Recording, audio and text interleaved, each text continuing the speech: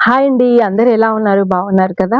నేను కూడా చాలా బాగున్నాను. మీరందరూ బాగుండాలని మనస్ఫూర్తిగా కోరుకుంటున్నాను. Welcome back to Ushan vlogs. ఈరోజు నేను చెప్పబోయే ఆలయం శ్రీ వైద్య వీర రాఘవ స్వామి దేవస్థానము, వేమలశెట్టి బావి. ఈ ఆలయం నెల్లూరులో కేవీఆర్ పెట్రోల్ బంక్ నుంచి ఎంజీ మాల్ దగ్గర ఆపోజిట్‌లో ఈ ఆలయం ఉంటుంది. ఎవరిని అడిగినా చెప్తారండి ఈ ఆలయం. అంత ఫేమస్ అన్నమాట. ఈ ఆలయంలోకి ఎంటర్ అయిపోయామండి. ఈ ఆలయంలోకి ఎంటర్ అయిన తర్వాత స్టార్టింగే మనకి సాయిబాబా దర్శనం ఇస్తారు.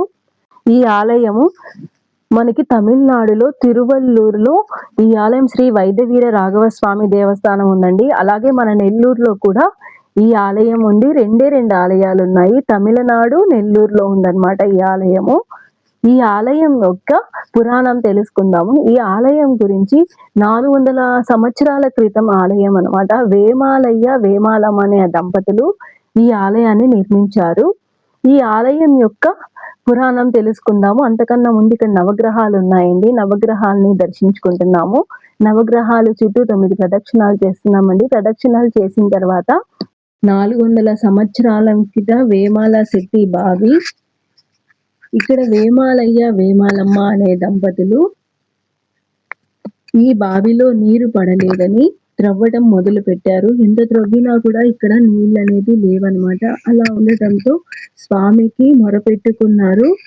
ఆ మొరపెట్టుకున్నప్పుడు స్వామి ఆ రోజు రాత్రి కలలోకి వచ్చి, ఆ రోజు సంక్రాంతికి పండగ అయిపోయిన తర్వాత చొల్లంగి అమావాస్య వస్తది. ఆ చొల్లంగి అమావాస్య నాడు ఇక్కడ ఈ ఆలయంలో నిద్రించండి, మీరు అనుకున్న కోరిక నెరవేరుతుందని స్వామి కల్లో చెప్పారు.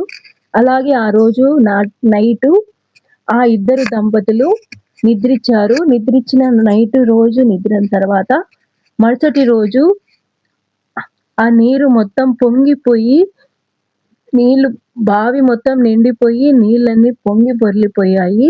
ఆ నీటిలోనే వాళ్ళిద్దరు దంపతులు మాట్లాడుతూనే అలాగే జల సమాధి అయినారు. అందువల్ల ఈ సంక్రాంతికి ముందు వచ్చే చొల్లంగి అమావాస్య రోజు మనం ఏదైనా కోరుకొని బెల్లం సమర్పించి ఈ బావిలో వేస్తే బెల్లం కరిగేలోపు మన కోరిక నెరవేరుతుందని అందరికీ ఆత్మవిశ్వాసము. చాలా మందికి కోరికలు నెరవేరాయండి. అలాగే చాలా మంది, వేల మంది, లక్ష మంది భక్తులు వస్తున్నారు ఈ ఆలయానికి. ప్రతి అమావాస్య నాడు ఇక్కడ అన్నదానం కూడా జరుగుతుందండి. ప్రతి అమావాస్య రోజు భక్తులు తండోపతండాలుగా వస్తారండి ఇక్కడ. ఇన్ని అమావాస్యలని ఇక్కడ మొక్కుంటారన్నమాట. ఒక అమావాస్య, 3 అమావాస్యలు, మరీ తీరని కోరికలైతే 5 అమావాస్యలు ఈ ఆలయానికి వస్తారండి. ఈ ఆలయంలో వాళ్ళ కోరికను చెప్పుకొని ఇలా బావిలో బెల్లంని సమర్పిస్తారు. అంత విశేషమండి ఈ ఆలయంలో. అమావాస్య రోజు ఖచ్చితంగా ఈ ఆలయానికి వచ్చి ఈ స్వామిని దర్శించుకోవాలండి. మనకి ఉన్న సర్వ రోగాలు తొలగిపోతాయని చాలా మంది నమ్ముతున్నారండి. ఇక్కడ చాలా మంది కోరికలు కూడా నెరవేరాయని చాలా మంది చెప్పారండి.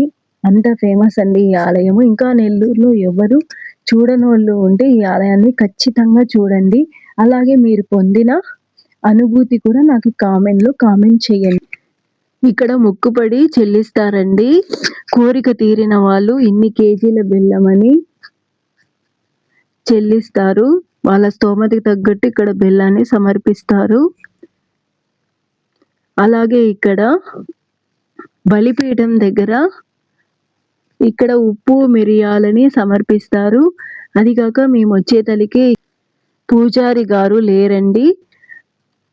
అప్పుడే క్లోజ్ చేశారు.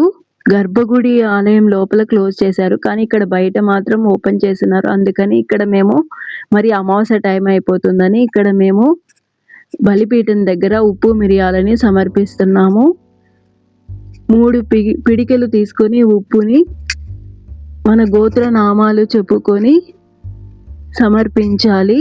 3 ప్రదక్షిణలు చేసి 3 గుప్పిళ్ళు వేయాలండి. ఇక్కడ 3 గుప్పిళ్ళు వేసేటప్పుడు మన మనసులో మనం ఏదైతే బాధతో ఈ ఆలయానికి వచ్చామో ఆ బాధని మొరపెట్టుకొని అక్కడ ఉప్పు, మిరియాలని సమర్పించాలి.